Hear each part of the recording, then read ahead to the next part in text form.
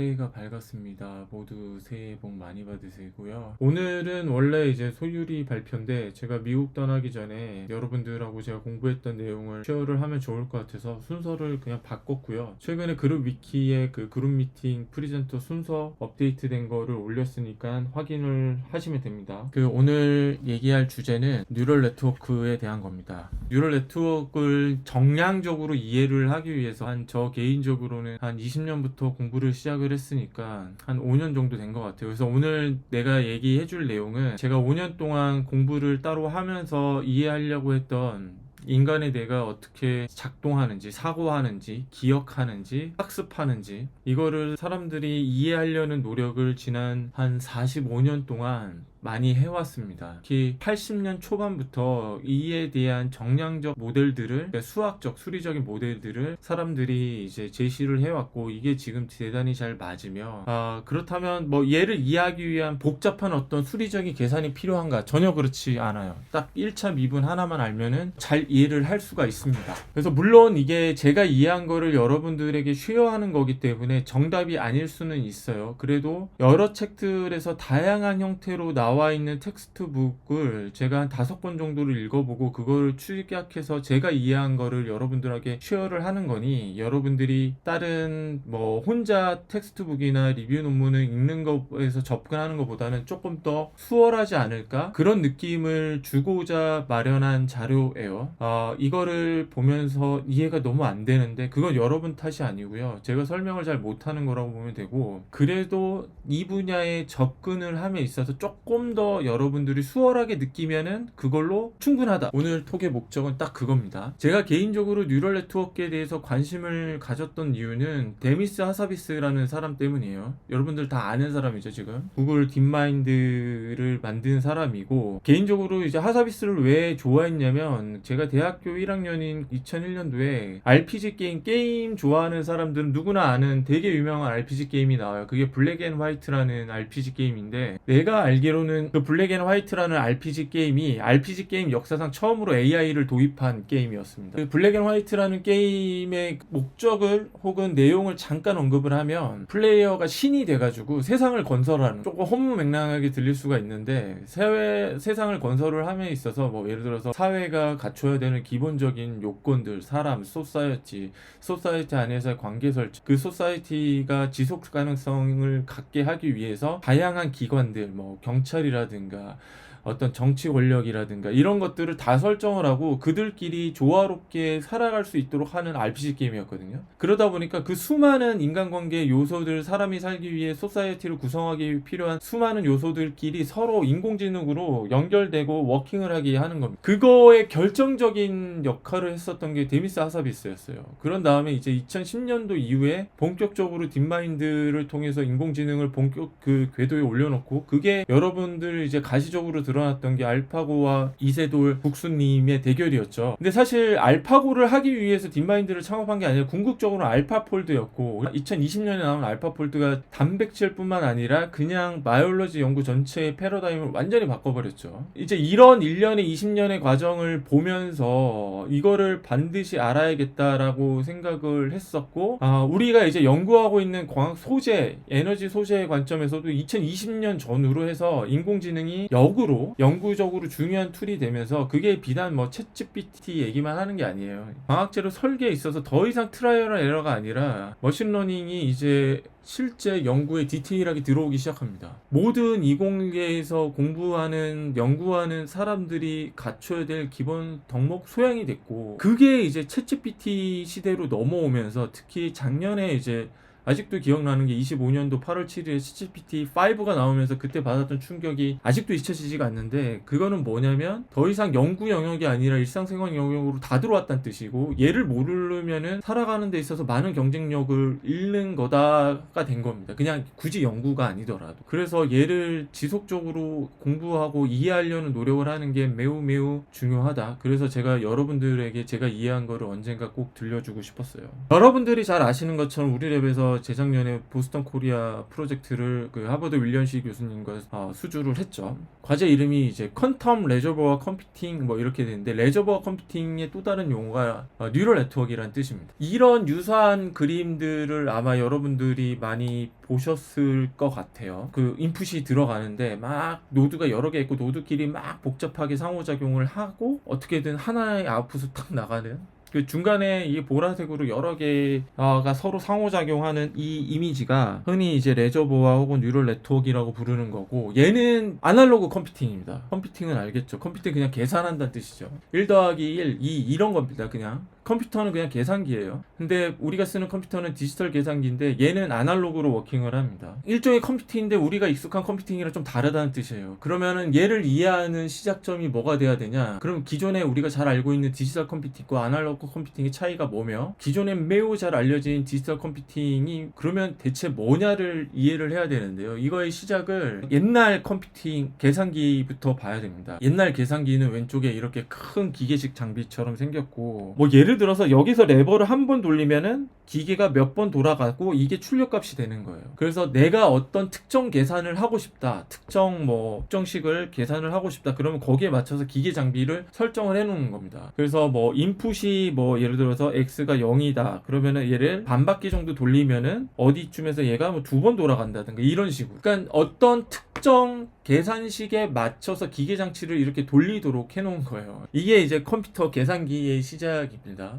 얘의 문제는 뭐죠? 다른 식을 계산을 하고자 하면 여기 식 1번, 2번, 3번이 있는데 다른 식 계산하고자 하면은 다른 기계가 필요한, 다른 기계를 만들어 가지고 해야 됩니다. 근데 지금 우리는 컴퓨터 쓸 때 이렇게 하나요? 안 쓰죠. 이렇게 안 하죠. 하드웨어랑 프로그램을 넣는 소프트웨어가 분리되어 있기 때문에 아주 간단하게 하드웨어가 유니버설하게 뭐 하드디스크가 있고 CPU가 있고 램이 있으면 거기에 우리가 특정 알고리즘을 바탕으로 어떤 계산식을 넣던 간에 다 계산을 해주게 되죠. 이게 지금 우리가 쓰는 컴퓨터고, 여러분들은 이 컴퓨터가 그럼 그게 당연한 거 아니야? 이렇게 생각할 수가 있는데 원래 당연한 게 아니었어요. 이거를 처음 제시했던 사람이 여러분들이 많이 들어봤을 폰 노이먼. 그러니까 폰 노이먼이 생각했을 때는 컴퓨터가 유니버셜하게 어떤 식을 넣더라도, 어떤 사용자가 요구하는 계산을 넣더라도 다 되게 하려면 다른 아키텍처가 돼야 된다고 얘기를 했고, 그게 지금까지 온 겁니다. 그걸 폰 노이먼 아키텍처라고 불러요. 그래서 폰 노이먼은 생명체에서 영감을 얻었습니다. 우리 연구실에서 하고 있는 연구 방법론 중에 하나죠. 그래서 왼쪽에 이미지 보시는 것처럼 센트럴 도그마를 보게 되면 DNA 염기 서열을 통해서 mRNA가 복제가 되고 mRNA가 라이보솜에 들어가서 mRNA가 갖고 있는 정보 그대로 아미노산 시퀀싱을 하고, 걔네들이 시퀀싱에 맞춰서 폴딩이 돼서 만들어지는 게 프로테인이고, 프로테인의 크기와 모양에 따라서 그 펑션이 정해지는 거죠. 이거에 영감을 따서 어떤 프로그램, 알고리즘을 넣어주고 이 알고리즘을 실행하게 해주는 하드웨어, 라이보솜이 되겠죠. 이 30나노에서 50나노 정도 되는 작은 몰레큘러 머신, 기계, 그러니까 하드웨어가 되는 겁니다. 하드웨어에 어떤 우리가 프로그램에서 정보를 넣어주게 되면 어떠한 프로그램이든 어떠한 알고리즘이든 여기에 맞춰서 워킹을 그냥 유니버셜하게 한다는 거예요. 이게 너무나 여러분들이 상식적으로 잘 알고 있는 이거지만 100년 전에는 이게 상식이 아니었습니다. 아까처럼 이런 게 상식이었어요. 근데 이제 폰 노이먼 사람들이 이 천재가 이거를 혁신을 한 거죠. 그래서 여러분들이 CPU로 불리는 센트럴 프로세싱 유닛, 계산기, 그러니까 하드웨어가 되고, 여기에 어떤 프로그램, 인풋을 넣어주는 거죠. 우리가 프로그램을 짜서 넣어주게 되면 어떠한 계산이라도 다 해준다. 그래서 얘를 바탕으로 최초의 현대적 컴퓨터를 만든 게 여러분들이 많이 들어보셨을 또 다른 중요한 이름인 앨런 튜링이죠. 튜링 머신이라는 걸 들어봤을 겁니다. 튜링 머신은 뭐냐면 이렇게 이제 기계가 있는데 얘는 흑백을 분리하는, 읽어낼 수 있는 카메라라고 보시면 되고요. 여러분들은 잘 모르시겠지만 옛날에 제가 중고딩 때만 하더라도 테이프로 음악을 들었습니다. 카세트 테이프 보신 적은 있겠죠. 카세트 테이프에 이렇게 갈색 테이프가 쭉 감겨져 있는, 여기에 까만색, 흰색 픽셀을 시퀀싱을 해가지고 프로그램을 기록을 한 다음에 얘를 쭉 당기면서 읽어낸 거예요. 이 튜링 머신입니다. 그래서 테이프는 이제 01, 01, 01 이렇게, 혹은 까만색, 하얀색, 까만색, 하얀색 이렇게만 구성이 되어 있고, 요 스캐너에 이제 프로그램 명령을 저장을 하는 거예요. 그러니까 명령어 집합을 뭐 예를 들어서 이런 식으로 하는 겁니다. 여기 나와 있는 것처럼. 이건 얘예요, 얘. 상태 유지, 상태 변환, 상태 변환, 상태 유지. 이거를 0, 그 다음에 전후의 A냐 R이냐 요거에 따라서, 그러니까 상태가 전의 상태가 뭐 A냐 B냐 이거에 따라서 왼쪽으로 가냐 오른쪽으로 가냐 이런 식으로 명령어를 넣어놓고, 명령어는 달리 얘기하면 우리가 요즘 용어로는 이제 알고리즘이라고 부르는 거죠. 그래서 넣어서 계산을 하는 겁니다. 예를 들어서 알고리즘을 왼쪽 박스와 같이 설정을 한 다음에 여기 0 그리고 상태는 A에서 시작을 하는 거예요. A 상태 스캐너가 0을 읽었으니까 이 알고리즘에 따라서 오른쪽으로 가야 되는 거죠. A 상태는 유지한 상태로 숫자는 유지하고 오른쪽으로 가는 거고, 또 똑같은 게 나오니까 또 반복해서 이렇게 계속 가는 겁니다. 이렇게 계속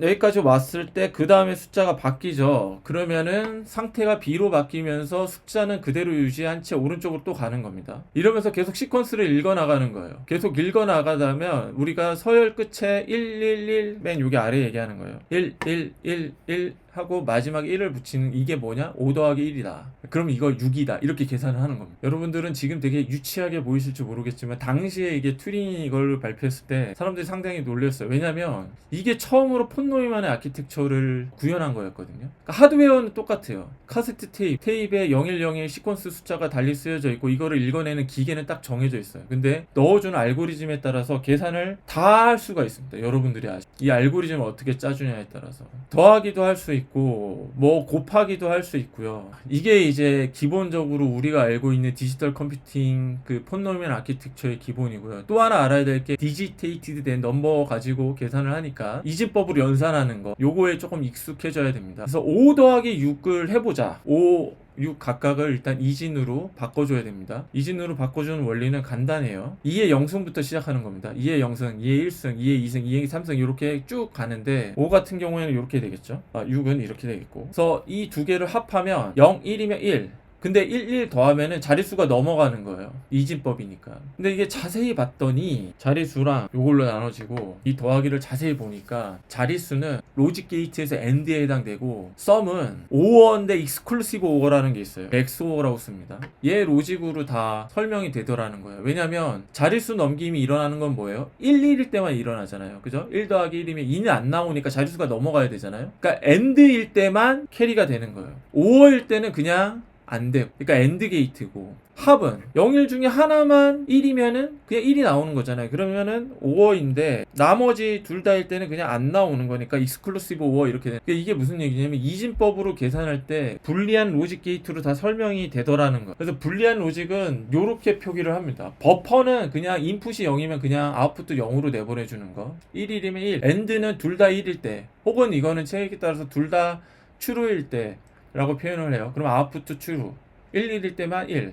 5어는 둘 중에 하나만 1이면 1. 뭐 익스클루시브 5어는 둘 중에 하나만 1일 때만 1이고 둘 다 0이거나 1이면 0이고, 인버터는 바꿔주는 거고, 낸드는 AND를 부정하는 겁니다. AND의 반대, 노어는 오어의 반대, 엑스노어는 익스클루시브 오어의 반대, 뭐 이렇게 되는, 구하는 사람의 이름을 따서 불리한 로직이라고 해요. 그러니까 이진법의 연산은 뭐다? 이런 로직 게이트로 다 표현이 되더라 라는 겁니다. 그럼 우리가 소위 프로그램을 짠다는 건 뭐냐면 알고리즘을 만든다라는 거고, 이거는 이런 게이트들을 조합을 해가지고 논리 연산을 표현한다는 뜻이에요. 그러니까 낸드 게이트만 조합을 잘하면 엔드도 표현하고 엑스오어도 표현하고 나머지 노어도 마찬가지입니다. 그래서 얘네 두 개를 가지고 유니버셜 게이트 이렇게 불러요. 그래서 보면은 이 트랜지스터로 어떻게 표현을 할 수가 있냐, 트랜지스터를 이렇게 직렬로 연결하면 엔드를 표현할 수가 있어요. 여기서 이제 전자를 보내는데 둘 다 열려야지 갈 거 아닙니까? 그래서 이런 로직 게이트를 표현하기 위해서 반도체에서 의존을 해야 되는 게 트랜지스터죠. 그래서 일종의 스위치다. 기본적으로 세 가지 요소가 들어갑니다. 드레인, 소스.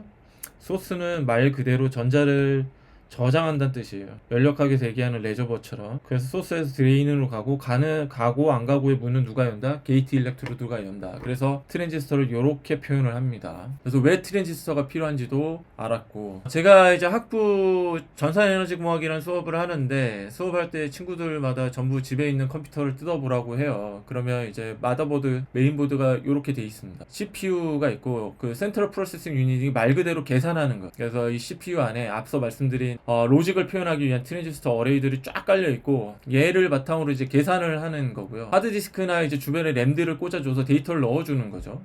인텔 아이코어 9을 보면은 요렇게 돼 있고, 최근에는 사실 CPU랑 GPU가 같이 들어가게 되는 거고, 캐시 메모리라는 용어도 많이 들어봤을 겁니다. 이거는 데이터를 임시로 넣어주는 거예요. 하드디스크가 있는데 왜 램이나 이런 캐시 메모리가 필요하냐면, 예를 들어서 CPU랑 D램하고 하드디스크 사이에 데이터를 전송하는 밴드위스가 다르기 때문입니다. 다르기 때문이에요. 아주 쉽게 얘기해서 데이터를 저장하려면 하드디스크, HDD는 요즘엔 솔리스테이트 디바이스를 더 많이 쓰죠. 여기서 CPU로 보내주는 데이터의 밴드위스, 전송 속도가 상당히 느려요. CPU가 계산할 수 있는 것보다. 그러니까 두 개를 그냥 떨어뜨려 놓으면 CPU는 계산을 되게 빨리 할 수가 있는데 데이터는 안 넘어오는 상황이에요. 데이터를 임시로 저장을 해놓고 CPU 옆에서 빨리 전송을 해주기 위한 장치로 램이 필요한 겁니다. 캐시 메모리 같은 게. GPU로 가면서 이 병목 현상이 훨씬 더 심해져가지고 나온 게 HBM이라고 보면 돼요. 그 마더보드를 뜯어보면은 CPU 주변으로 D램하고 이렇게 하드디스크가 둘러싸게 돼 있잖아요. 그 이유가 바로 요 이유입니다. 분리를 해놓으면 사실 상당히 비효율적이겠죠. 그래서 요즘에 이제 여러분들 애플 제품에서 최근에 이제 나오는 게 M5인데 M 시리즈가 뭘 얘기하는 거냐면 얘를 다 합쳐 놓은 거예요. CPU, GPU, 캐시, D램 이거를 하나의 칩 속에 다 설계를 하는 기술을 이제 애플이 자체적으로 개발을 합니다. 그래서 올인원에서 애플 실리콘이라고 불리는 이 M 시리즈 칩이 바로 이거에 해당이 되더라. 요즘에 그래서 M5까지 갔죠. 그래서 여러분들이 제가 체험하는 게 그러니까 M 시리즈가 맥 프로에 들어가기 전인 한 2020년, 21년까지의 맥 프로랑 맥북하고 그 이후에 나온 맥북하고 상당히 성능이 차이가 크게 납니다. 완전히 다른 느낌을 받고 있거든요. 저 개인적으로는. 그 이유는 이런 기술적 발전에 있기 때문입니다. 여기까지가 디지털 컴퓨팅이 아주 간단한 개요입니다. 이렇게 하지 않는 컴퓨팅이 아날로그 컴퓨팅이에요. 근데 이게 어렵게 생각할 게 아니라 여러분들이 평소에 항상 여러분들이 기억하고 배우고 학습하는 게 다 컴퓨팅입니다. 그렇게 하는 컴퓨팅이에요. 그거를 아날로그 컴퓨팅이라고 보면 됩니다. 그러니까 우리가 앞서 얘기했던 불리한 로직 기반해 가지고 어떤 연산을 하는 게 전혀 아니에요. 여러분들은 지금 인지하고 있고 눈으로 보고 있고 제가 말하는 걸 귀로 듣는 거 전부 다 아날로그 시그널이잖아요. 이걸 그대로 하는 겁니다. 그대로 처리하는 거예요. 언제였지? 이지현 박사가 그룹 미팅 할 때 이 보스턴 코리아 프로젝트 발표했던 게 아마 내 기억에 12월로 알고 있는데 작년? 그때 썼던 자료를 보면 이런 복잡한 어떤 패턴이 있다고 칩시다. 내가 복잡하다고 표현하는 건 뭐냐면 주황색 점과 보라색 점이 이렇게 어떤 코디네이트 상에서 복잡하게 이렇게 분산이 돼 있거든요. 근데 이거를 분류해서 나눈 다음에 얘를 인지하는 거예요. 이 과정을 전체적으로 얘기를 하는 거예요. 여러분들이 어떤 내가 공부하고 싶은 게 있어요. 어떤 공부하고 싶은 지식이 있어요. 예를 들어서 한국사를 공부한다고 칩시다. 조선시대 외란과 호란이 어떻게 일어났고 이게 조선시대 사회를 어떻게 바꿨는지를 알고 싶어. 그게 이거예요. 어떤 일이 일어났고 어떤 원인과 결과가 있든지 패턴 같은 걸 분석을 할 거 아닙니까? 원래 복잡하게 얽혀있는 여러 가지 요소들을 패턴을 분석하고 분류를 해서 학습을 하는 거예요. 이 과정이라고 보시면 됩니다. 그러면 얘를 이해하는 거의 시작점이 이제 퍼셉트론 개념을 이해하는 겁니다. 그래서 여러분들 이제 뇌를 보면 수많은 뉴런들이 이제 얽히고 설켜 있죠. 이거가 뉴런이 이제 우리 사람의 뇌에는 몇 개가 있냐? 이거는 약간 학자들마다 악유가 있지만 대략 800억 개 뭐 이렇게 얘기를 하는 것 같아요. 참고로 이 뉴런의 총 개수는 태어날 때 정해지는 거예요. 여러분들이 뱃속에서 여러분들이 만들어져서 세상에 나올 때 최종 뉴런의 개수는 정해집니다. 총수는 살면서 뭐 여러 가지 있죠. 술도 먹고 담배도 피고 뭐 머리 박치기도 하고 이러면서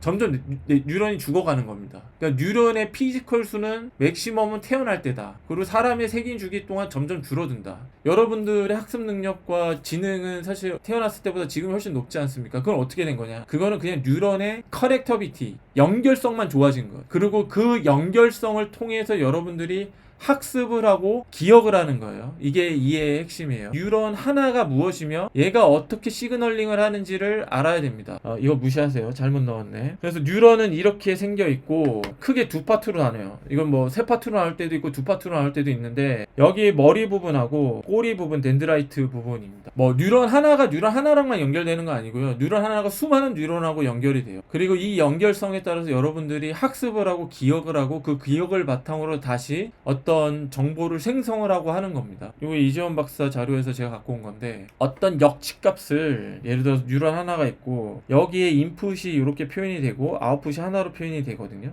어느 정도 역치값 이상의 인풋이 올라오면은 시그너링을 다음 뉴런한테 합니다. 이거를 파이어링이라고 얘기를 해요. 그리고 그 역치값 이하이면 그냥 nothing입니다. 이걸 all or nothing 이렇게 표현을 하게 돼요. 이런 모델을 갖고 있습니다. 그래서 보통 이렇게 표현을 많이 하죠. 요런 식의 스키매틱으로. 그래서 시그널을, 인풋 시그널을 두 개로만 볼게요. 1, 2. 그래서 X1, X2. 그리고 앞에 W1, W2가 붙는 거는 뭐냐면 웨이트예요. 그래서 어떤 뉴런은 더 강하게 연결이 돼 있을 거고, 다른 뉴런은 좀 약하게 연결이 돼 있을 거거든요. 그죠? 그리고 사실 뒤에 설명을 하겠지만, 이 웨이트를 잘 키워주는 게 우리가 소위 얘기해서 학습을 하는 겁니다. 여기 B는 역치값이에요. 영어로는 바이어스라고 하기도 하고, 스레스홀드라고도 하기도 하는데 W1, X1 플러스 W2, X2가 이 역치값 이상이면은 파이어링을 하는 거고 아니면 마는 겁니다. 그래서 역치값 이상이면 가고 안 가면 어떤 식으로 수학적으로 표현할 수가 있냐면 역치값 이상에서는 all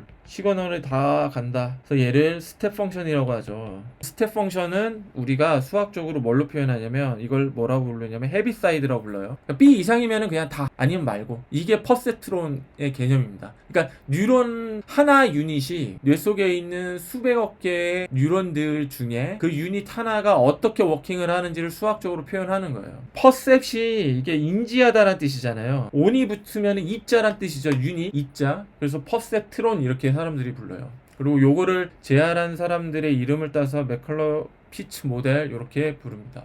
우리가 어떤 거를 인지하고한다는 거는 패턴 인식이라고 부르고, 패턴 인식은 다시 얘기하면 이게 놀랍게도 로직 게이트랑 똑같거든요. 지금 보는 것처럼 엔드 로직이 있다고 칩시다. 얘를 이런 식으로 표현할 수 있을 것 같아요. 자, 까만색 점이 true예요. 1, 1일 때 가는. 나머지는 다 nothing이죠. 그거를 이제 그냥 하얀색 선으로 표현을 했어요. 그러면 이 end는 뭐냐면 까만색 점과 나머지 하얀색 점들을 분류하는 거예요. 그리고 그거는 요 하나의 리니어 함수로 표현할 수가 있겠죠. 이러면 분류할 수 있다 이렇게 얘기하는. 그러니까 어떤 패턴을 분류하고 인식하는 거는 요런 거다. 근데 문제는 end만 해야 되는 게 아니라 익스클루시브 오어도 해야 되거든요. 공간상이 이렇게 표현이 되거든요. 자, 질문 잘 보세요. 리니어 펑션 하나로 검은색 점과 하얀색 점을 분류할 수 있나요? 절대로 때려 죽여도 못합니다. 선형함수 하나로 절대로 안 돼요. 아무리 그거 보세요. 안 나옵니다. 안 나와.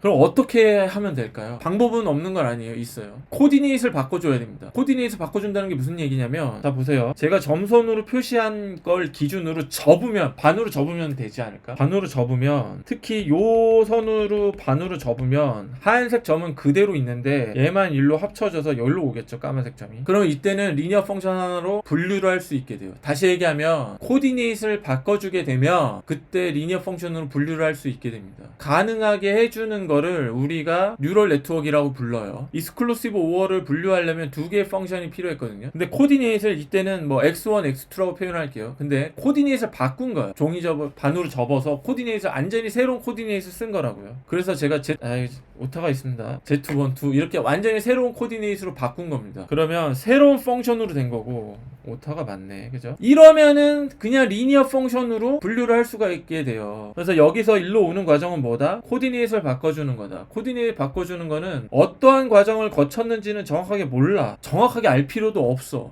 근데 어떤 식으로 코디네이트만 바꿔주게 되면 선형함수로 분류를 할 수 있게 해준다. 이거를 히든 레이어라고 부르고 요거를 뉴럴 네트워크라고 부릅니다. 그러니까 정확하게 여기서, 그러니까 X가 들어가서 Y로 나오는 여기는 어떤 퍼셉트론이 작용하는지 정확하게 알 수가 있는데, 여기에서 다음 코디네이트, 임의의 코디네이트예요. Z1, Z2는 코디네이트를 거쳐서 분류하게 된 거는 정확하게 상관관계는 모르겠지만 가능은 하다. 그래서 이걸 히든 레이어라고 부릅니다. 정리해보자면 이런 겁니다. 우리는 복잡한 어떠한 형태를 분류를 해서 패턴 인식을 하고 싶어. 그러면 이거는 아까 앞서 한 거는 이제 인풋 두 개만 놓고서 막 이렇게 한 거지만, 얘를 코디네이트를 여러 번 종이 접기 하는 걸 여러 번 어떻게 하면은 이렇게 분류할 수가 있게 돼요. 정확하게 어떤 뉴런들이 어떤 퍼셉트론 작용을 하는지 일일이 정량적으로 확인은 어렵지만 어떤 히든 레이어 안에서, 레저버 안에서 이 과정이 거치게 되고 우리는 하나의 성형함수로 분류할 수 있게 된다. 이 과정을 오는 거고, 이거에 필요한 거를 히든 레이어 혹은 레저버라고 부릅니다. 이걸 인공적으로 구형한 게 인공신공경 회로망 이렇게 불러요. 그리고 얘는 이게 가능하면 최종 아웃풋하고 인풋 사이의 상관관계는 정확하게는 모르겠어요. 예를 들어서 이런 겁니다.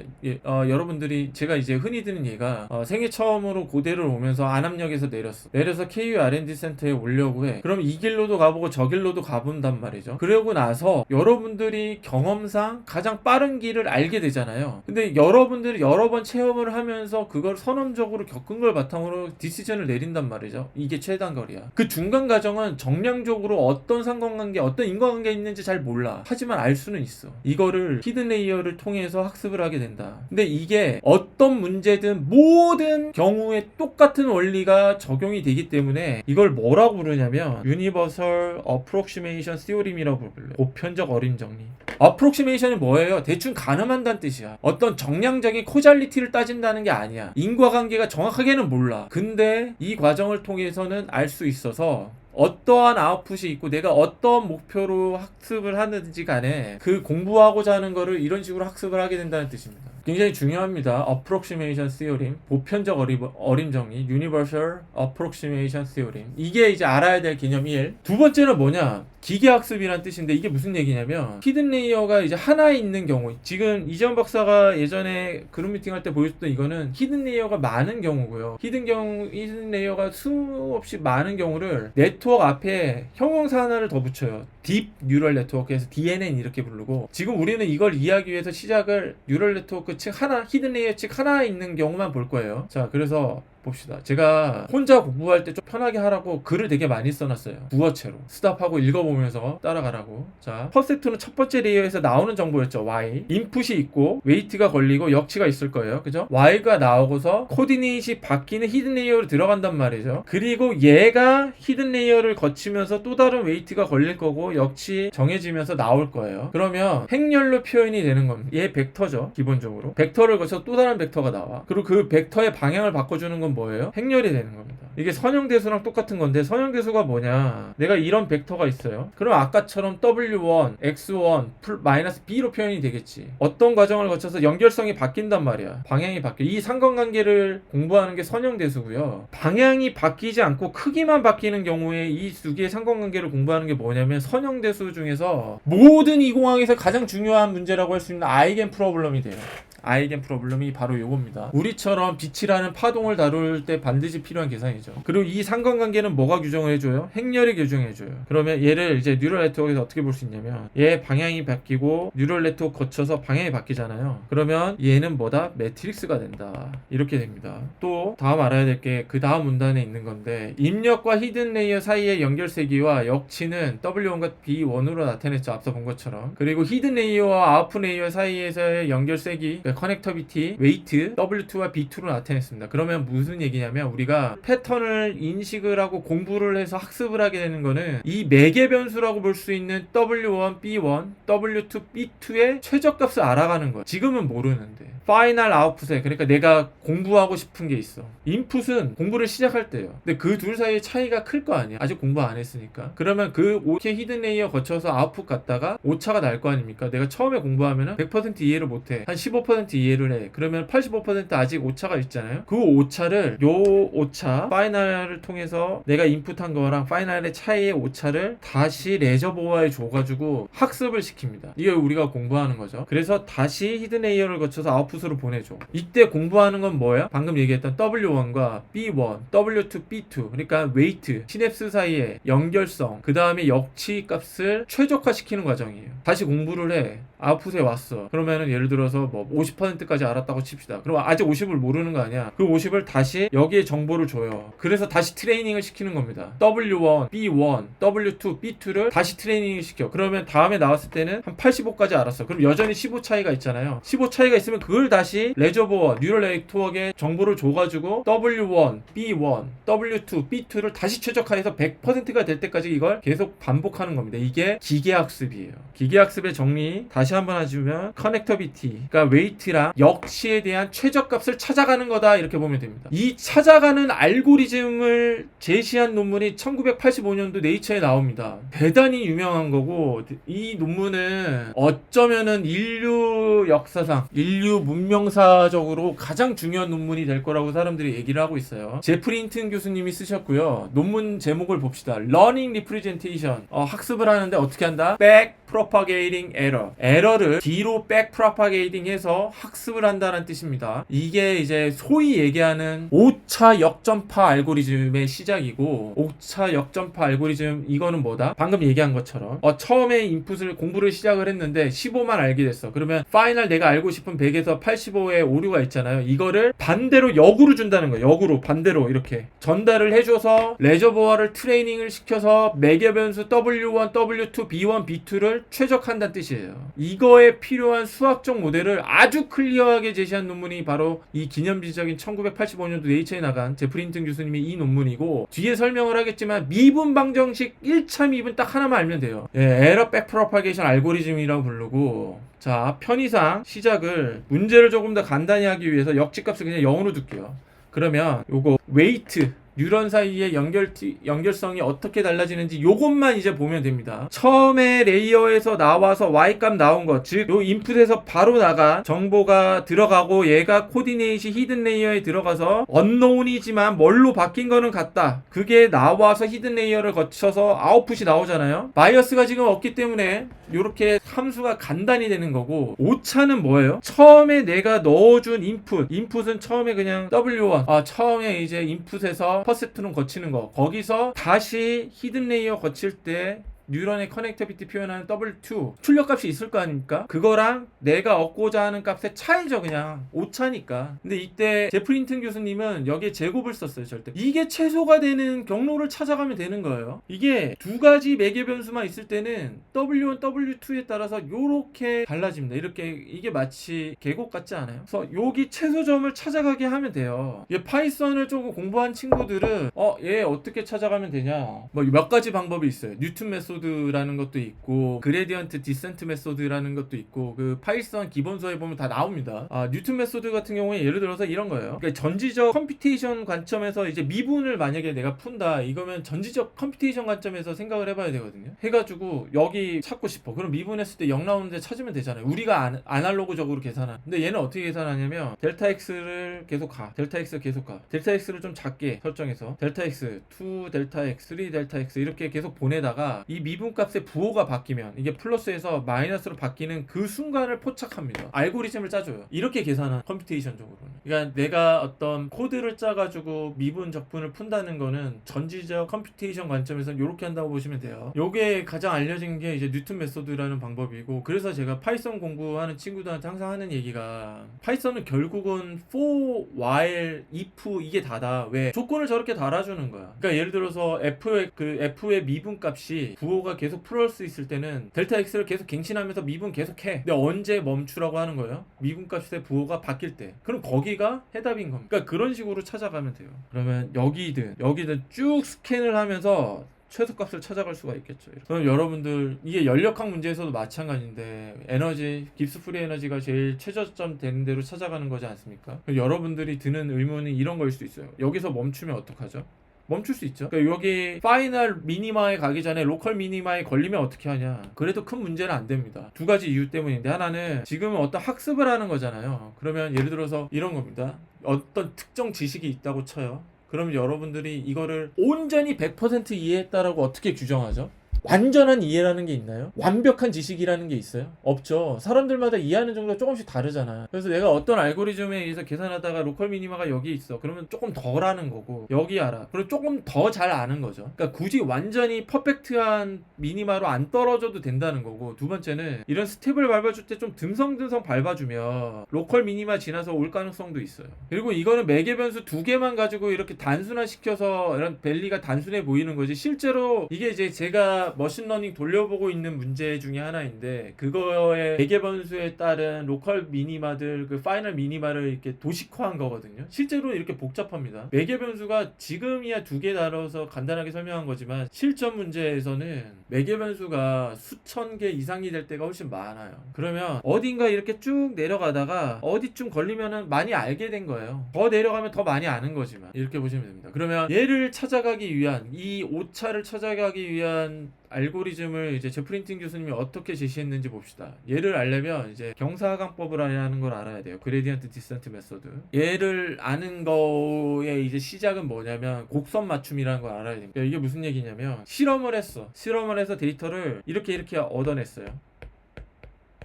얘를 하나의 함수로 표현을 하고 싶어. 여기 진한 파란색처럼 어떻게 해야 돼요? 마찬가지로 어떤 함수의 값하고 실제 데이터 값의 차이, 오차를 최소화하는 방향으로 가면 되거든요. 그러니까 예를 들어서 그 두 차이를 요렇게 제프린틴 교수님이 설명한 것처럼 제곱, 절대값의 제곱으로 하고 얘가 얼마나 반복되느냐에 따라서 혹은 데이트 개수에 따라서 누적이 되느냐, 그리고 얘의 최소값을 찾아주면 되는 거잖아요. 최소값은 어떻게 찾습니까? 미분하면 되죠. 미분해서 0 나오는데 찾으면 되지 않습니까? 이렇게 찾는 거예요. 그래서 여러분들이 엑셀이라든가 오리진이라든가 뭐 시그마 플롯, 그래프 그리는 프로그램을 쓰잖아요. 데이터를 넣고서 얘의 트렌드를 맞춰주는 함수를 구해줘, 이런 거 해봤죠. 이런 식으로 한다고 보면 돼요. 이제 리니어한 경우인데 넌리니어한 경우도 마찬가지고, 넌리니어한 경우를 이제 조금 더 자세히 보면 실제로는 지금 매개변수 2개만 따지고 있지만 실제는 보다 더 많이 쓰는 매개변수 훨씬 더 많습니다. 경사를 타고 내려간다 해서 경사강법 이렇게 부르는 거예요. 그리고 지금 설명드릴 거는 이 경사강을 하기 위한 수학적 알고리즘을 얘기하는 거고, 자, 스칼라 필드가 이렇게 있다고 칠게요. 세타로. 스칼라 필드가 세타로 주어져 있을 때 x, dx에서의 값과 그냥 xx의 값의 차이는 이렇게 되고, 우리는 이걸 뭘로 표현합니까? 그레디언트 오퍼레이터를 써서 표현하죠. 근데 이 그레디언트 오퍼레이터를 한 번 더 들여다볼게요. 얘가 뭘 의미하는 거냐면 내적을 하는 거지 않습니까? 여기 내적의 의미가 뭘까? 내적은 이런 거예요. 벡터가 이렇게 있어. 그러면 흔히 어떻게 이제 많이 배우냐면 얘에다가 여기 방향 벡터 씌워가지고 프로덕트를 시키면 이 방향 벡터 쪽으로의 프로젝티드 된 값을 알려주는 거다, 이렇게 배웠죠. 되게 이렇게 배우거든요. 근데 요거를 다시 반대로 보면 요 벡터와 요 벡터가 얼마나 방향이 잘 맞냐, 방향이 얼마나 정합하냐, 이 정합성을 알려주는 거이기도 하거든요. 같은 방향일수록 값이 커질 거야, 그죠? 이게 내적이 갖고 있는 물리적인 함이거든요. 그래서 이 식을 보면 요 그레디언트 오퍼레이터의 축으로의 방향 벡터를 이너 프로덕트란 말이에요. 그러면 결국은 어떤 방향이 어떤 의미를 갖게 되냐면, 우리가 dx를 갱신하는 방향, 그러니까 좌에서 x, 델타 x, 2 델타 x, 3 델타 x로 가는 방향과 어떤 함수의 그레디언트 방향이 같으면 스칼라 필드의 방향이 증가하는 방향이 된다는 거예요. 우리의 문제에 대입해서 봅시다. 나 좌에서 이렇게 가. 근데 지금 이 스칼라 필드가 계속 올라가죠, 기울기가. 그러면 큰 값이 된다는 뜻이에요. 근데 우리는 지금 오차를 줄여야 되잖아요. 그러면 어떤 얘기가 돼야 돼요? 내가 스캔하는 x, 2Δx로 이 가는 방향하고 기울기가 증가하는 방향이 반대여야 되죠. 일로 갈수록 기울기가 낮아져야 돼. 그러면 기울기가 점점 낮아지는 미니마를 찾을 수가 있습니다. 그죠? 그래서 그냥 1차 미분 하나 가지고 이거를 그레디언트 데센트 메소드 표현할 수가 있습니다. 이게 다예요. 그러니까 제가 이제 이거를 조금 더 여러분들이 쉽게 이해할 수 있게 뭐라고 표현했냐면, 마치 산속에서 발밑이 가장 빠르게 내려가는 방향으로 계속 걷는 거에 비유할 수도 있겠죠. 그래서 아까 구했던 오차 함수 있잖아요.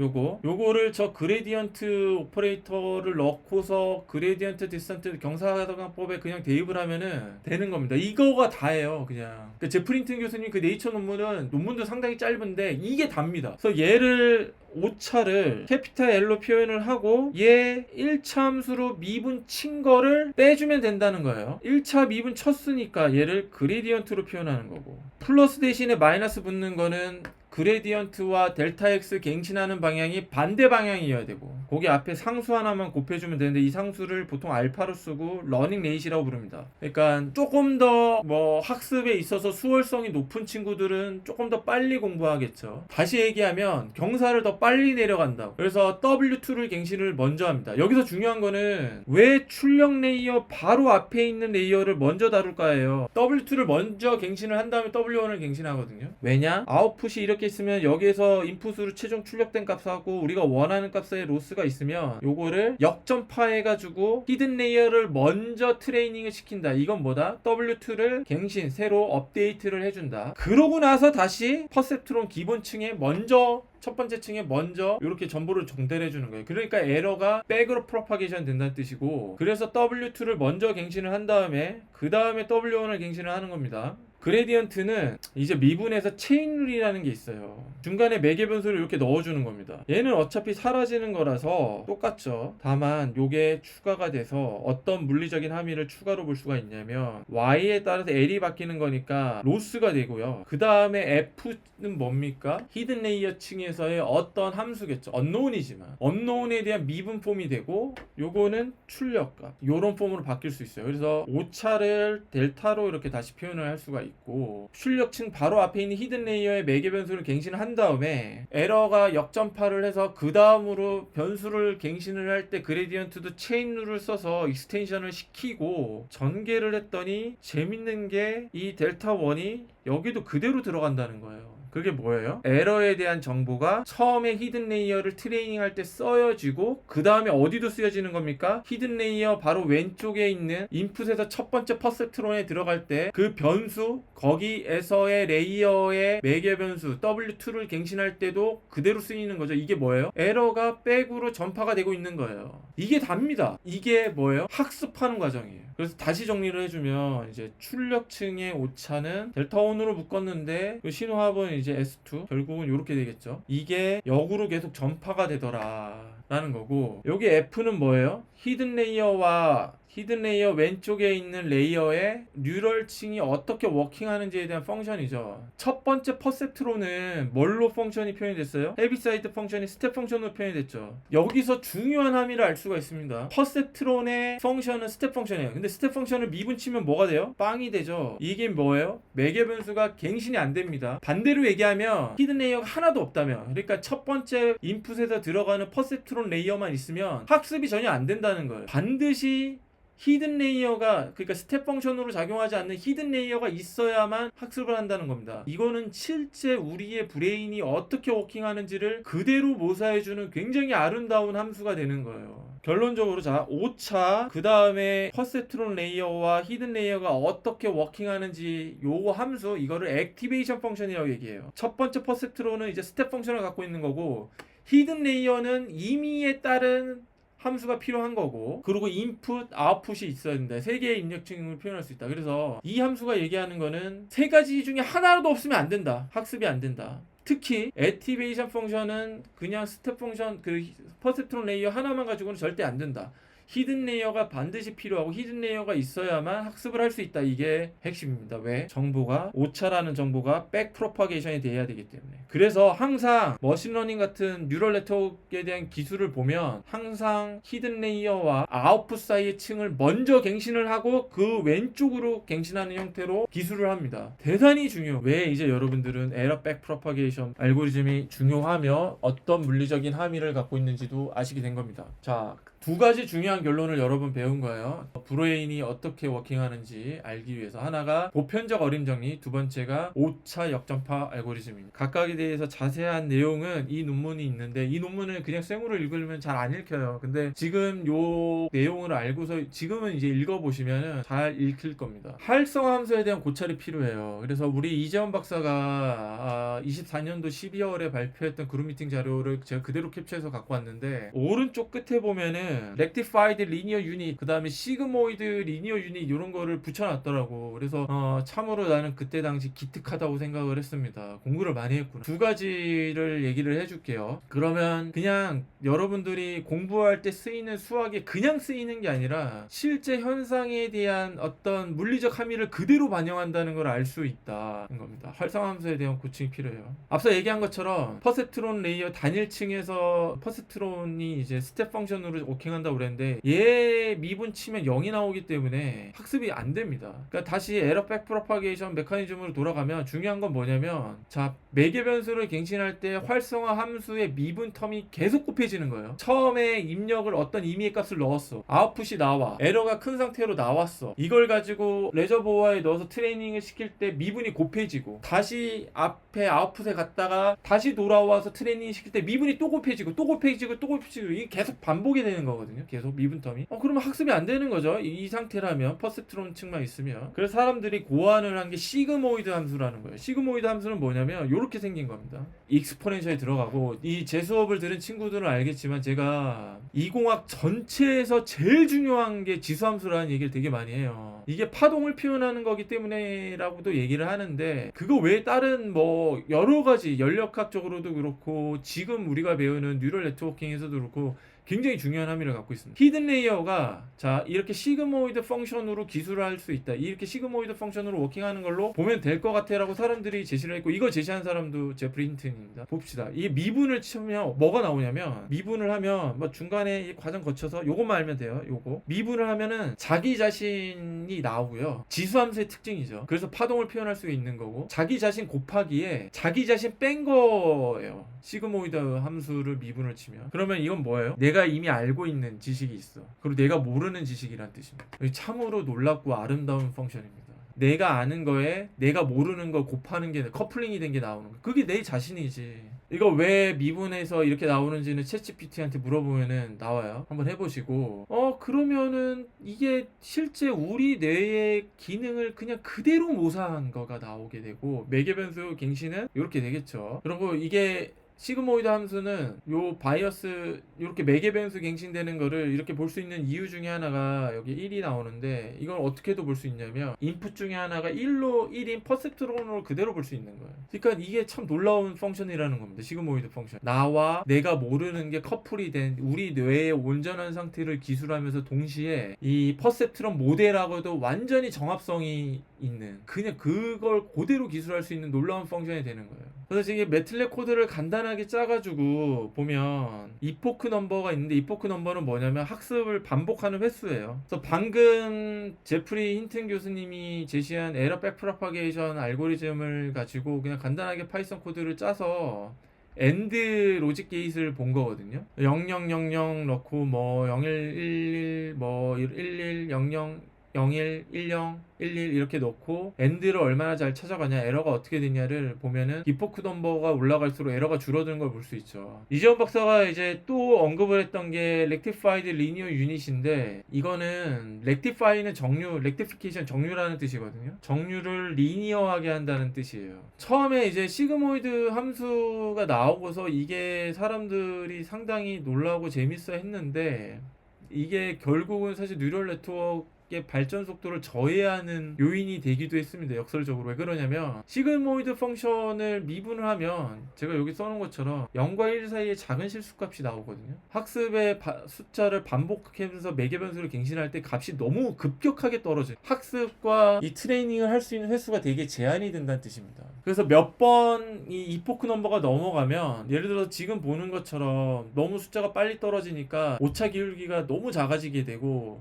이 다음부터는 학습이 잘 안 돼. 그래서 새로운 함수를 내야 되겠다고 사람들이 생각을 했고 그게 이제 ReLU라고 하는 거예요. 이 함수는 뭐냐면 특정값 이하이면 0이 되는데 여기까지는 헤비사이드 펑션하고 똑같죠. 특정값 이상이 되면 넣은 자기 자신이 됩니다. 그러니까 특정값 이상에서는 이렇게 되는 거예요. 그러니까 미분쳐도 리니어 함수가 나오는 거죠. 이게 정류 다이오드 소자에서의 정류 그 렉티피케이션하고 똑같다고 해서 한쪽 방향으로만 신호 가는 거를 정류라고 하거든요. 다이오드의 특성은 그거죠. 라이트 에미팅 다이오드는 전자가 한쪽 방향으로만 가는 거죠. 근데 이게 선형으로 출력이 된다고 해서 렉티피케이션 에다가 리니어 유닛 이걸 붙여서 이렇게 부르는 거예요. 근데 이게 자세히 들여다봤더니 우리 뇌에서 일어나는 뉴런들 사이의 커넥터비티 그로부터 학습하고 기억하는 걸 더 잘 설명하더라 라는 겁니다. 그래서 여기 써놓은 것처럼 특정값 이하의 뉴런은 백 프로파게이션의 매개변수 업데이트가 안 되죠. 미분값이 그냥 0이니까 이거를 ReLU라고 부르거든요. 근데 우리도 그렇잖아요. 예를 들어서 오랫동안 기억하지 않거나 학습하지 않은 거는 기억이 사라지잖아요. 공부를 꾸준히 해. 그러면은 미분 치면 1이 되잖아요. 이거는 그레디언트가 줄어들지 않고 계속 가는 거예요. 이게 우리는 앞서까지는 뉴럴 네트워크 히든 레이어 하나만 두었지만 히든 레이어가 실제로는 굉장히 많거든요. 그걸 딥 뉴럴 네트워크라고 한다고 그랬죠. 이때는 사라지지 않고 계속 매개변수를 갱신시켜 줄 수가 있는 거예요. 그러니까 공부를 오랫동안 안 하고 기억을 오랫동안 안 했던 거는 기억이 꺼지는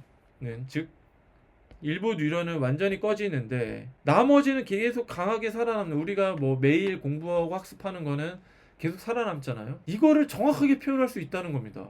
그래서 굉장히 놀라운 함수가 출현이 됐고, 그래서 이게 시그모이드 펑션이 이제 1985년도에 에러 백 프로파게이션 메커니즘이 나온 다음에 한 15년 동안 계속 시그모이드 함수 가지고만 씨름을 해왔어요. 근데 매개 변수를 갱신할 수 있는, 즉 학습의 숫자가 너무 제한이 되다 보니까 학습을 잘 못 시켰던 겁니다. 그때까지 나왔던 뉴럴 네트워크들은. 근데 이게 2000년 이후에 이 함수가 출현을 하면서 이게 다시 실제 우리 뇌처럼 워킹을 하게 되고, 이 함수를 찾아낸 다음부터 다시 뉴럴 네트워크의 발전 속도가 급격하게 빨라져요. 그러면서 막 아까 언급했던 블랙 앤 화이트라는 게임도 나오고, 최근에 챗GPT 이런 게 나올 수가 있었던 거고, 이 머신러닝 AI 연구에서의 핵심은 이렇게 액티베이션 펑션을, 실제 더 가까운 형태의 액티베이션 펑션을 찾는 것도 중요한 연구 주제입니다. 다시 한번 얘기하면 시그모이드 펑션에서는 뉴런이 조금씩 다 죽는 거고, RE, LU에서는 일부 뉴런을 완전히 죽고 나머지 끝까지 살아남는 게 그대로 표현이 되는 겁니다. 뉴럴 네트워크를 했으니까 이제 딥 뉴럴 네트워크는 뭐냐면 히든 레이어가 많은 거예요. 훨씬 많은 건데, 아까 얘기한 것처럼. 그렇다고 매개 변수를 그럼 되게 많이 해야 되냐, 그럴 필요가 없다는 걸 사람들이 알게 됩니다. 여기까지 똑같아요. 근데 히든 레이어가 엄청 많더라도 결국 우리가 레이어와 레이어, 뉴런과 뉴런 사이에서의 어떤 커넥티비티를 정략적으로 알 필요는 없잖아요. 그래서 히든 레이어라고 부르고, 얘도 매개 변수를 그냥 단순화시켜서 보면 된다는 거예요. 그래서 매개 변수가 바뀌진 않아요. 4개 똑같아.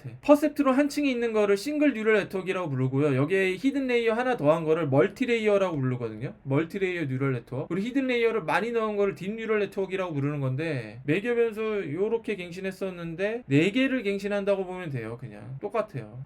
여기 이제 에러가 계속 백으로 전파되는 것도 똑같고, 이거를 유도하는 거를 미분적분 시간이 아니니까 하나하나 다 할 수는 없어요. 대신에 제가 이 페이지에 이렇게 써놨으니까 그룹 미팅 자료 올릴 거거든요. 아직 안 올렸는데 올린 거 보고서 공부를 해보세요. 매개 변수 갱신하는 거 똑같다. 그래서 XOR 로직을 구현하는 제가 파이썬 코드 예시를 그룹 미팅 자료에 넣어놨거든요. 요거 그대로 쳐보세요. 한번 이런 걸 보실 수가 있어요. 그래서 이포크 넘버, 즉 학습하는 숫자가 늘어나면 늘어날수록 에러가 줄어든다, 학습한다, 이런 뜻입니다. 지금은 뭐냐면 학습했던 거예요. 그러니까 어떻게 패턴을 분류하고 인식해야 되는지, 그러니까 어떤 현상에 대해서 학습하는 거를 배웠는데, 지금은 어떤 시대에 살고 있죠? 생성형 AI라고 부르잖아요. 그러면 이건 무슨 얘기냐면 기억하고 학습했던 거를 바탕으로 정보를 생산해내는 거예요. 차이를 아시나요? 이 두 가지예요. AI는, 분류는 입력층하고 출력층 사이에서의 오차를 줄여가는 거죠. 다시 한번 얘기하면 목적이 뭐냐면 모형이 예측하는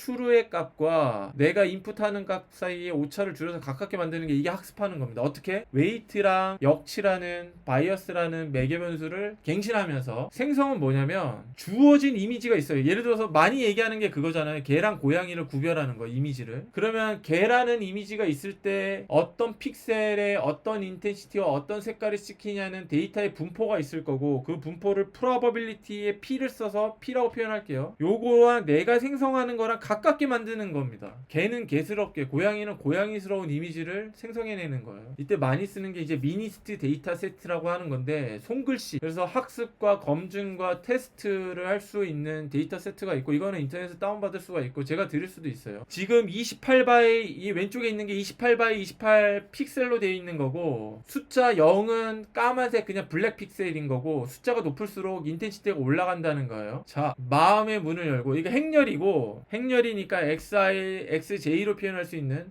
행렬로 표현할 수가 있고, 마음의 문을 열고, 이게 무슨 손글씨 같나요? 뭐 쓴 것 같아요? 여러분들 학습하세요. 그리고 생성할 겁니다. 오입니다. 이거를 이제 생성하고 싶어. 그러면 얘를 학습을 시키는 거예요. 너 이렇게 쓴 손글씨는 오야. 똑같이 하는 거예요. 그러니까 예를 들어서 미니스트라는 거는 손글씨 예시를 이렇게 아까 행렬 데이터로 표현을 해서 주는 거예요. 되게 많은데 제가 이제 파이썬 코드를 간단히 짜서 20개 랜덤으로 뽑았어. 나 이거 가지고 손글씨에 학습을 시킬 수 있는 머신러닝 뉴럴 네트워크, 딥 뉴럴 네트워크를 만들 거예요. 그러면 예를 들어서 여기 픽셀이 있다고 쳐요. 여기. 그러면 여기 이제 수많은 픽셀들이 이렇게 있을 건데, 특정 픽셀은 켜주고 안 켜주고 확률적으로 바뀔 겁니다. 그죠? 어떤 픽셀은 많이 환하고 어떤 픽셀은 덜 환하고, 그거의 데이터의 프로버빌리티에서 P로 표현하는 거예요. 그러면 출력 값을 이제 두고 정답이 있을 때 이 차이를 줄여가는 겁니다. 똑같죠? 앞서서 우리가 학습했던 거랑 똑같은 거예요. 에러 백 프로파게이션이 똑같이 적용이 됩니다. 근데 얘를 이제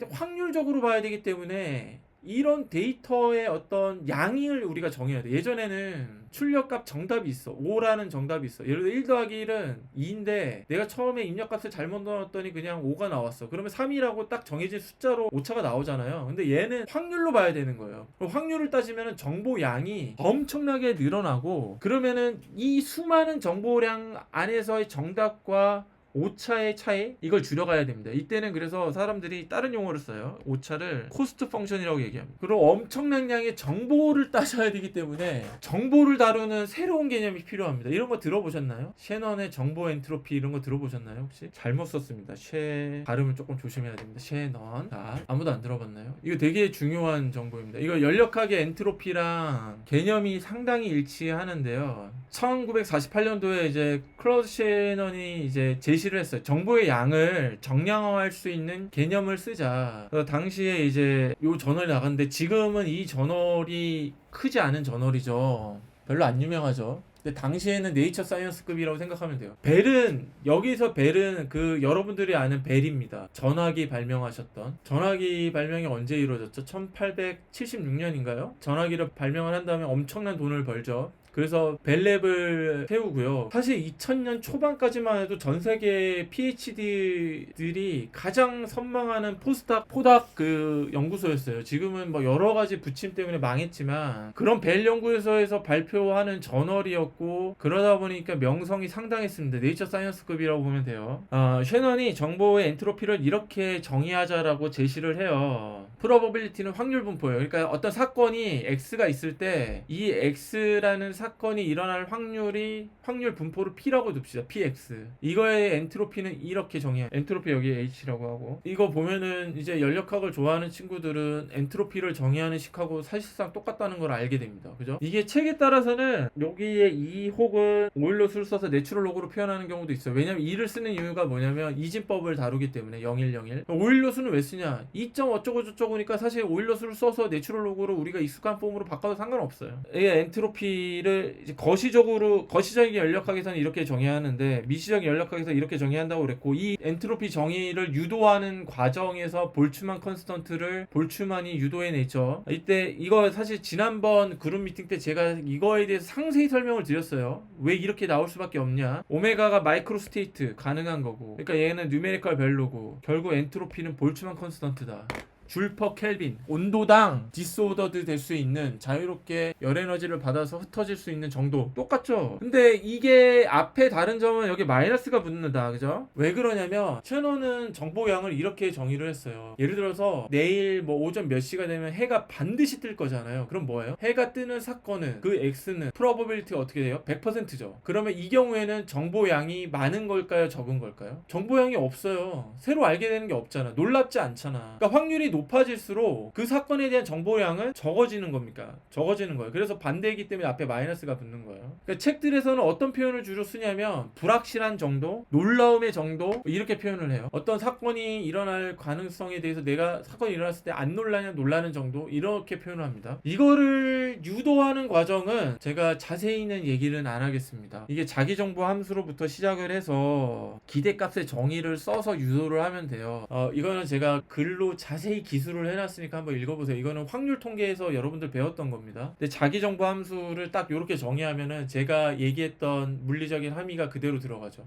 확률이 되게 높아. 내일 아침은 반드시 100% 해가 떠. 그러면은 정보량은 별로 없는 거죠. 안 놀라운 거야. 그거를 이렇게 표현할 수가 있는 겁니다. 그러면 왜 패턴 인식에서 정보를 생성해낼 때 왜 비용 함수를, 정보 엔트로피를 필요하냐. 픽셀 하나가 일어날 거를 반드시 프로버빌리티로 봐야 되기 때문에 손글씨를 쓰는 거잖아요. 그러면 자 봅시다. 여러분들은 7을 어떻게 쓰세요? 이렇게 쓰는 사람도 있고, 이렇게 써서 이렇게 쓰는 사람도 있고, 우리 하준이처럼 어린아이들은 손에 힘이 안 들어가기 때문에 네모칸을 주면 네모칸을 채워서 씁니다. 이렇게. 확률이 다 다르다고요. 그러니까 픽셀이 채워지냐 안 채워지냐가 사람마다 다 틀려. 근데 여러분들은 이것도 7로 인식하잖아요. 안 할 수도 있지. 7을 이렇게 쓸 수도 있죠. 그러면 이게 9야 7이야, 뭐 사람마다 판단이 다를 수 있잖아요. 그러니까 확률로 표현해야 된다. 픽셀이 켜질 수 있는 사건에 대한 프로버빌리티이기 때문에 확률에 대한 정보량을 따져야 되고, 정보량을 뭘로 따진다? 셰넌의 정보 엔트로피로 따지는 겁니다. 그래서 정보 엔트로피를 따지는데 여기서 하나 더 들어가야 되는 게 크로스 엔트로피입니다. 왜냐면 학습하고 기억해서 정보를 생성해내야 되잖아요. 정답이라는 거에 확률이 있어. 정답에 가까운. 그러니까 정답에 가까운 확률이 있고 이거 대비해서 내가 인풋을 넣었을 때 다른 차이를 봐야 되잖아. 그러면은 두 개의 사건, 정보, 그러니까 출력층에 있는 거랑 입력층에 들어가는 거에 그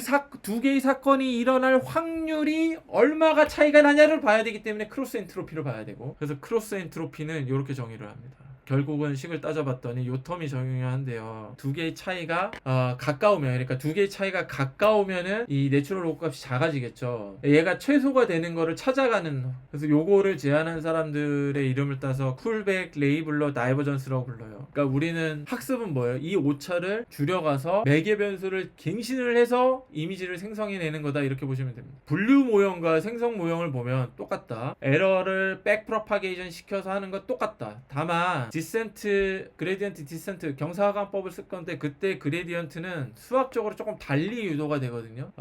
수학적으로 어떻게 유도가 되는지를 제가 그룹 미팅 자료에 글로 자세히 써놨어요. 이게 수식이 막 많아서 어려워 보이지만 안 어려워요. 그리고 예시에 대한 파이썬 코드도 여러분들 혼자서 해보라고 제가 짜놓은 게 있습니다. 근데 물론 이게 제가 여기서 디스클레이머를 할 거는, 이거는 제가 챗GPT가 똑똑해지기 전인 2년 3년 전쯤에 짠 거거든요. 훨씬 더 좋아졌겠죠. 지금 이거 그대로 하면 안 됩니다. 그래서 일단은 이포크수, 그러니까 학습 횟수에 따라서 비용 함수가 줄어드는 코드 출력이 이렇게 되고요. 애큐러시 당연히 올라가고, 그래서 제가 왼쪽은 히든 레이어를 48개 넣은 거고 오른쪽은 히든 레이어 100개를 넣은 거예요. 그 앞서서 보여드렸던 코드에서 히든 레이어 추 변수만 바꿔주면 됩니다. 그래서 20개 중에 이제 왼쪽에 히든 레이어가 48개일 때는 14개를 맞추는데 오른쪽에처럼 히든 레이어 100개를 넣었더니 17개로 더 많이 맞추더라고. 여러분들 해보세요. 코드에서 변수 바꿔가면서 히든 레이어 1000개 하면 더 올라가겠지, 애큐러시는. 얘를 조금 더 패턴 인식을 잘해서 해보자라고 했던 게 호필드 교수님이었어요. 호필드 교수님이 이제 뇌가 어떻게 기억하고 학습해서 이미지, 그러니까 어떤 정보를 생성해낼 수 있는지 대단히 관심이 많으셨던 것 같고, 그 기념비적인 논문이 1982년도에 나옵니다. 그러니까 이거는 지금은 모든 데이터를 다 때려 넣어서 데이터 대비해서 오차를 보는 거예요. 그러면 처리해야 될 데이터가 너무 많잖아요. 근데 여러분들은 패턴을 학습해가지고 그 패턴에 맞춰서 어떤 생성을 하거든요. 그러니까 예를 들어서 이런 겁니다. 우리 이제 이재현 박사 하면 여러분들 떠올리는 이미지가 있잖아. 코는 어떤 패턴으로 생겼고 눈 사이의 간격은 어떻고 안경은 써니 안 써니 뭐 이런 식으로. 그러니까 이렇게 패턴을 입히자는 거예요. 여기서. 그러니까 2차원 패턴이 있다고 쳐요. 2차원 패턴. 그랬을 때 한 번, 두 번, 네 번 출연했다고 치면 어떤 패턴이 있을까요? 그냥 맞춰보세요. 어떤 패턴이 있을까? 같은 부호일수록 더 많이 출연하는 겁니다. 모든 데이터가 항상 있을 필요가 없고 이 패턴을 기억을 하게 하면은 된다는 거예요. 두 부호가 같은 패턴이 조금 더 많이 관찰되는 규칙이 있어요. 잘 기억해 두세요. 그럴 때 호필드가 그러면은 패턴에 이 규칙을 어떻게 부여하면 좋을까? 연력학에서 인스파이어드 돼서 볼츠만 분포로 도입을 해보자는 거예요. 그러니까 지금 요 매개변수, 아까 우리가 뉴럴 네트워크의 기본 원리를 공부할 때 거의 유사한 폼이죠. 이때 패턴이 에너지라는 개념을 도입을 해서 패턴의 에너지가 가장 낮을 때 더 자주 출현하는 걸로 우리가 알고리즘을 정하자, 규칙을 정하자는 거예요. 볼츠만 디스트리뷰션에 대해서는 지난번 영상에서 자세히 설명을 했으니까 깊게 더 얘기 안 할게요. 그 다음 그 분모에 Z가 붙는 거는 정규화 상수예요. 이거는 뭐냐면 모든 확률이 1이 돼야 되지 마이너스가 되면 안 되지 않습니까? 이거를 정규화 상수라고 불러요. 모든 값이 양수가 돼야 되기 때문에. 그러면 이렇게 어떤 픽셀이 켜지고 안 켜지고의 에너지 개념을 도입을 해서 에너지가 볼츠만 분포를 따른다. 왜? 얘는 이제 리버서블하게 이퀄리브리엄 상태에서 일어나는 현상이라고 보는 거죠. 요렇게 하면은 모든 걸 다 기억해 볼 필요가 없다. 패턴의 에너지를 정의를 하면. 그리고 이렇게 패턴의 에너지를 정의하기 위해서 에너지를 가장 낮추는 쪽으로 가는 거를 기억하고 학습하게 하는 과정이 우리가 앞서 배웠던 뉴럴 네트워크에서 기억하고 학습하는 거랑 똑같다고 보면 된다라고 허필드 교수님이 제시를 한 거예요. 그러니까 가령 예를 들어서 지금처럼 매개 변수를 웨이트랑 바이어스를 다음과 같은 정의로 갱신이 되게 하면은, 예를 들어서 같은 부호는 더 많이 출현하게 되고 다른 부호는 덜 출현하게 할 수 있거든요. 근데 이게 그대로 적용이 패턴 인식에서 적용이 될 수 있는 거를 이제 뒤에 보여드릴게요. 장점은 뭘까? 호필드 모드에 모든 패턴과 빈도수를 통째로 저장해서 학습할 필요가 없다는 거예요. 그러면 데이터를 처리하는 데이터 양이 훨씬 줄 수 있습니다. 실제로 그렇죠. 이재원 박사를 기억하기 위해서 이재원 박사 얼굴을 모두 픽셀화 해가지고 다 정보를 저장할 필요가 없다는 거예요. 눈 사이의 거리는 어떻고 안경 쓰니 안 쓰니 입 모양 코 모양의 대충 패턴만 우리가 인식만 하면 되잖아요. 그럼 모든 이재원 박사 얼굴의 픽셀을 다 기억하고 생성할 필요가 없다는 거야. 두 번째 장점이 이게 더 중요하다고 생각을 하는데 패턴을 어떤 규칙을 정해놓으면 이걸 바탕으로 이미지 생성을 해낼 수 있다는 겁니다. 이재원 박사랑 똑같은 얼굴을 만들지는 못해도 대략 이재원 박사랑 비슷하게 만들 수 있는 거죠. 작년에 그거 유행했었잖아요. 지브리 스타일로 이미지 바꿔주는 거. 이게 그대로 쓰이는 겁니다. 그래서 상대적으로 확률이 높은 패턴을 추출하여 생성 모형의 원리를 그대로 제공해 줄 수 있다. 이게 호필드 모델이에요. 7이라는 혹은 기억이라는 글씨를 쓰면 예를 들어서 두 개의 축으로 이쪽으로 정보가 들어가고 이쪽으로 정보가 들어가. 그러면 겹치는 게 확률이 높아진다. 이거를 에너지가 낮아지는 걸로 표현을 하는 거예요. 그래서 예를 들어서 내가 이렇게 계속 패턴 1을 행렬화시켜서 패턴 2, 패턴 3 이 수많은 패턴을 넣고 학습을 시켰을 때 자주 출현하는 게 뭐예요? 기억이라는 어떤 우리가 손글씨를 쓸 때 나타날 확률이 높아지는 거고 자주 출현하는 걸 뭘로 표현하는 거예요? 볼츠만 디스트리뷰션 기반에서 패턴의 에너지가 낮아지는 쪽으로 가는 우리 연력학에서 이퀄리브리엄 상태로 가는 거를 똑같이 모사를 하는 거예요. 그래서 내가 어떤 인풋을 넣더라도 될 수 있으면 에너지 차이가 적은 쪽으로 손글씨를 쓰게 해서 패턴을 형성시키는 에너지 최저 상태로 가는 겁니다. 이 식을 드라이빙 하는 것도 제가 자세히 써놨으니까 한번 보시고 제가 여러분들이 공부할 때 좋을 수 있는 그 파이썬 코드를 좀 짜놨거든요. 나 이런 인풋을 넣었어요. 완벽한 기억은 아니지. 근데 기억을 쓰다가 잉크를 떨어뜨릴 수는 있겠지. 그래도 얘가 어떻게 아웃풋이 나오냐? 기억으로 인식을 한다는 거예요. 왜? 겹쳐지는 거에 패턴의 에너지가 가장 낮아지는 쪽으로 이렇게 찾아가니까. 이거를 이제 재밌게 해볼 수 있는 게 이런 겁니다. 그러니까 지금 뭐 학교 로고랑 제 얼굴을 픽셀화 해가지고 얘한테 넣어주고 학습을 시켜요. 약간 애매한 거를 인풋으로 넣는단 말이야. 근데 예를 들어서 히든 레이어 수가 작은 거는 얘가 이렇게 인식을 합니다. 이건 무슨 얘기냐면 구별을 잘 못하는 거죠. 생성을 잘 못하는 거야. 근데 히든 레이어를 많이 넣으면 정확하게 원하는 정보를 우리가 이렇게 약간 흐릿하게 명령은 했지만 생성을 제대로 한다는 거예요. 100% 정보를 다 넣어주지 않고 픽셀 일부를 사라지는 형태로 훨씬 더 적은 수의 정보를 넣더라도 완벽하게 기억하고 생성해낸다는 뜻입니다. 재작년에 왜 이 두 분이 노벨상을 받았는지 아시겠죠? 이게 인류 역사상 인류 문명사적으로 굉장히 전환점이 된 획기적인 논문이 됐고요. 이를 통해서 우리가 인간의 뇌가 어떻게 학습하고 기억하고 정보를 생성해내는지를 100% 이해하게 됐다. 이 짓을 왜 해야 되냐? 야, 어널로그 정보를 넣고 처리하잖아. 이재원 박사 이 그룹 미팅 자료에 있던 거 그대로 갖고 왔는데 대표적인 게 시계열의 정보를 예측할 수 있습니다. 그러니까 복잡한 패턴도 나 아웃풋으로 시간에 따라서 어떻게 복잡하게 현상이 일어나는지 알고 싶어. 근데 인풋이 어떻게 그때 어떤 인풋을 넣어줘야 되는지를 알 수가 있는 거예요. 어떻게? 트레이닝을 통해서. 제가 이제 개인적으로 이 논문이 이제 재작년에 네이처에 나간 논문인데 포름알데하이드랑 이 DHE 물질이 그 농도에 따라서 화학 반응이 시간에 따라서 어떻게 다른지를 다 예측을 할 수가 있어요. 이게 파워풀할 수 있는 게 일기예보 같은 거지. 시간에 따라서 일기예보가 시시각각 변할 때 어떻게 바뀔 수 있는지를 다 예측을 할 수 있다. 이게 되기만 하면 아날로그 컴퓨팅이 빠른 속도 되면 어떻게 이제 딥 뉴럴 네트워크를 아티피셜하게 구현할까. 전자소자를 가지고 하는 사람들도 있지만 포토닉스가 훨씬 더 나을 거란 얘기를 많이 합니다. 왜냐면 포톤의 속도가 전자 속도가 훨씬 빠르기 때문에. 2020년도에 이제 이거 관련된 네이처에 나간 리뷰거든요. 포토닉스로 DNA는 할 수 있다. 근데 이게 놀라운 게 우리 연구실에서 하고 있는 광학 구조랑 정확성이 대단히 높습니다. 히든 레이어를 복잡한 어떤 패턴이라고 보면 돼요. 빛의 패턴. 그래서 대표적인 게 볼륨메트릭 스캐터러, 그러니까 난소화된 패턴을 우리가 넣어주게 되면 이게 히든 레이어 역할을 할 수가 있는 겁니다. 호프 팀에서 만들고 있는 부피 격자가 이거예요. 다른 게 아니라. 그래서 실제로 1990년도에 드미트리 살티스라고 칼텍에 계셨었던, 지금은 EPFL에 계시는데, 이분이 우리가 만들고 있는 볼륨 홀로그램하고 딥 뉴럴 네트워크가 똑같은 기능을 한다는 거를 네이처에 발표를 해요. 당시에 사실 볼륨 그레이팅을